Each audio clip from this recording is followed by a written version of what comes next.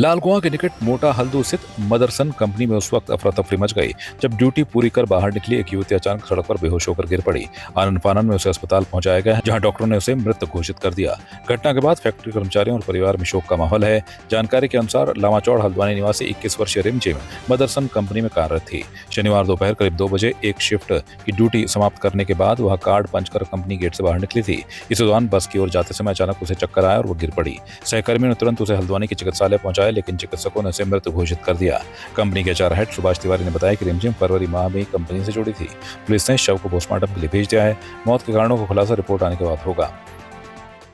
सुबह ड्यूटी गई थी और दिन में छुट्टी के टाइम में वो बाहर को आती तो चक्कर आया तो गिर गया। अब हमें बताया नहीं गया इनने। फिर वहाँ से बेस अस्पताल ले गए, तब भी हमें नहीं बताया। जब बाद में फोन आया कि वो ऐसा हो गया, बाद में पता चला। और जब हम अस्पताल पहुंचे तो बाहर से चारपाई में लेटी हुई। कौन सी फैक्ट्री और कितने का मामला है पूरा? मदरसा कंपनी है। 2:20 के संझूमी कारखाने मोटा हल्दू में गेट के बाहर कार्य कर निकल रही श्रमिक कुमारी रिमझिम आर्या की अचानक मृत्यु हुई। प्रबंधन द्वारा तत्काल श्रमिक को अस्पताल ले जाएगा, जहां चिकित्सकों द्वारा श्रमिक को मृत घोषित कर दिया गया। श्रमिक पक्ष द्वारा प्रबंधन से मुआवजे आदि के संबंध में कुछ मांगे रखी गई। दोनों पक्षों के मध्य निम्नांकित बिंदुओं पर सहमति बनी। नंबर 1, प्रबंधन पक्ष द्वारा मृतक श्रमिक की दूसरी बहन कुमारी पलक आर्या, जो कारखाने में संविदा श्रमिक के रूप में कार्यरत है, उसे तत्काल कंपनी रोल पर रखे जाने पर सहमति प्रदान की गई।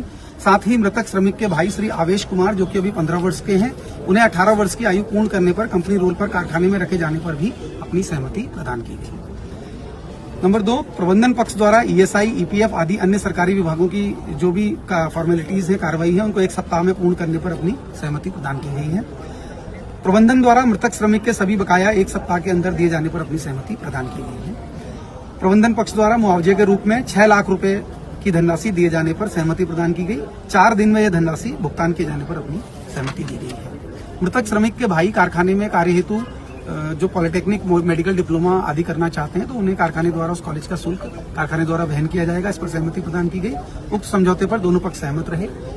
इस रूप में ये समझौता पूरा संपादित हो गया है। बागेश्वर जिला मुख्यालय स्थित कुमाऊं मंडल का पहला डिजिटल जीएसआई सिस्टम आधारित 132 केवी पिटकुल बिजली घर पिछले साल मानसून के दौरान आई आपदा की चपेट में आ गया था। अगस्त माह में भारी बारिश के कारण बिजली घर की मशीनों को करोड़ों रुपए का नुकसान पहुंचा, जिसके बाद जिले की विद्युत व्यवस्था लगातार प्रभावित रही।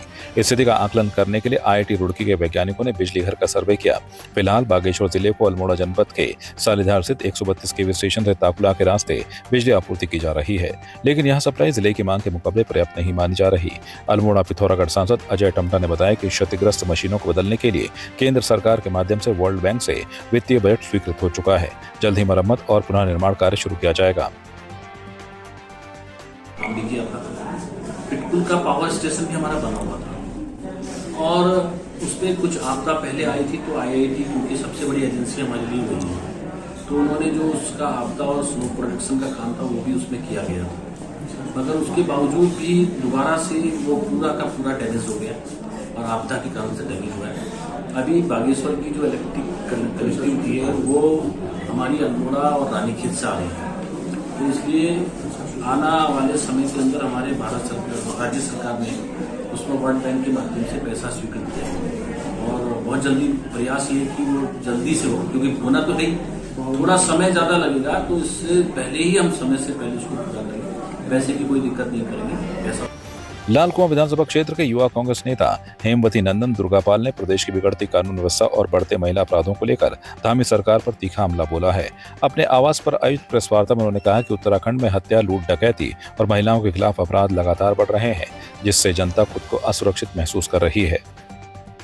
सरकार से उम्मीद करूं मैं कानून व्यवस्था की। एक बात बताइए, नारी बंधन का राग अलापने वाली सरकार, आज मुझे मुख्यमंत्री जी के बयान को देख के बड़ा अपने आप को असहज महसूस कर रहा हूं कि वो कह रहे हैं कि कांग्रेस के लोग क्या नाम कहते हैं, महिलाओं की सहानुभूति बटोरने के लिए पीड़िता के साथ, मतलब हम पीड़िता के साथ खड़े हो रहे हैं तो बेटियों की सहानुभूति बटोरने के लिए खड़े हो रहे हैं। बड़ा दुर्भाग्य है, आज बड़ा असहज महसूस कर रहा हूँ कि मुख्यमंत्री जी के इस बयान को सुन के कि किसी पीड़िता के साथ खड़ा होने का मतलब ये है कि आप उसके साथ सहानुभूति बटोर रहे हो उसकी, कि हम किसी के न्याय के लिए भी अब खड़े ना हो।